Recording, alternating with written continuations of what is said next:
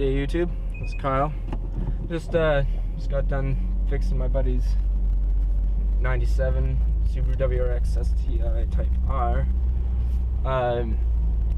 His idle air control valve is all fucky, so we tried to fix it for him. It's him right there.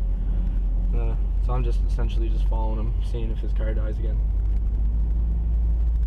But yeah, if you stay tuned, you'll see how to fix a Subaru's idle air control valve, where it is, what you have to take off, what kind of work you're looking into essentially for the job.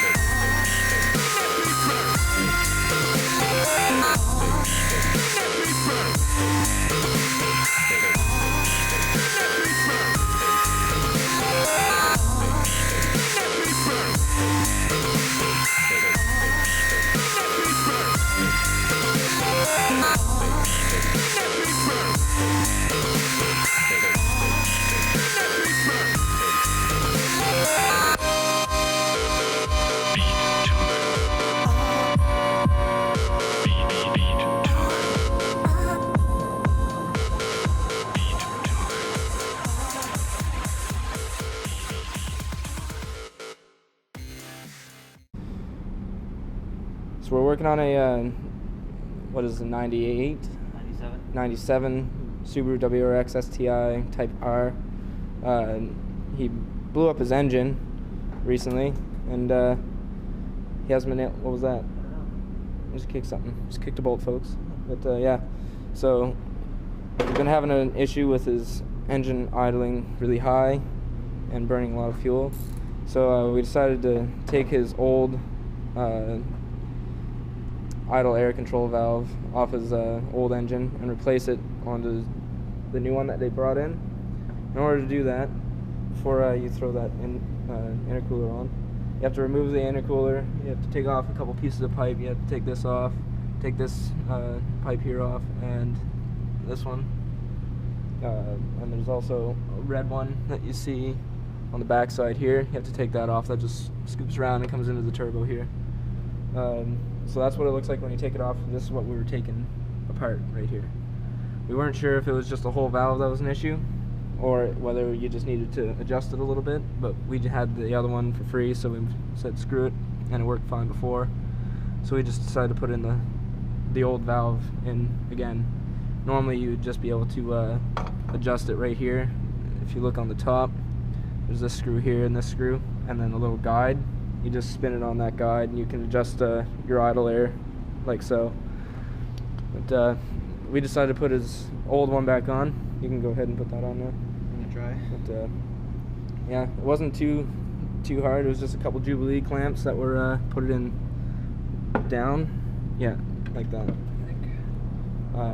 Just the 3 Jubilee clamps that you had to really loosen off, and a couple of bolts. There's 2 bolts on the back side of the intercooler that you can see here. One there, and another one on this side here. It's jamming against the throttle body. Well, it's a flexible hose, right? You should be able to yeah, but wiggle it around. It's tight up against the body. Lift it up a bit, and I'll move it down.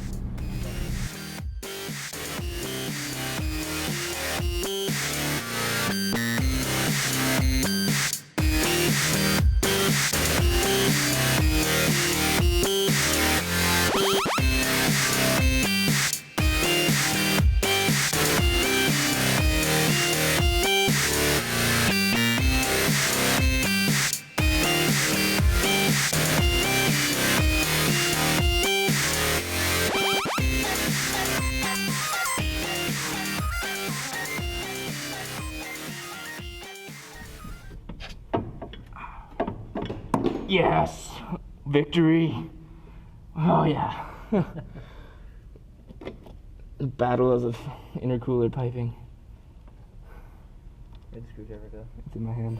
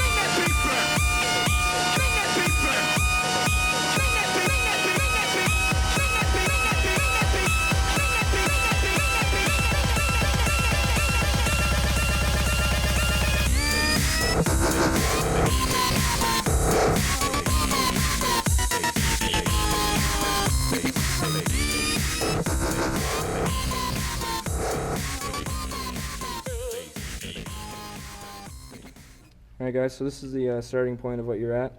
The intercooler for the Subaru is right here. The 3 pieces of piping that you got to take off when you first look. Take off the centerpiece here, the side one, this red pipe here at this Jubilee clamp, this bolt, and the one that my friend just missed over here because he's a genius. One thing that we ran into that was a bit of a pain in the ass was this strut bar.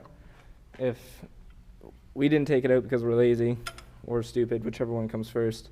But it did come and did cause a problem a couple times. It was really hard to fit it in, as you'll see in the video. One thing that you could do to rectify that is just take off the strut mount and you'd be done with it.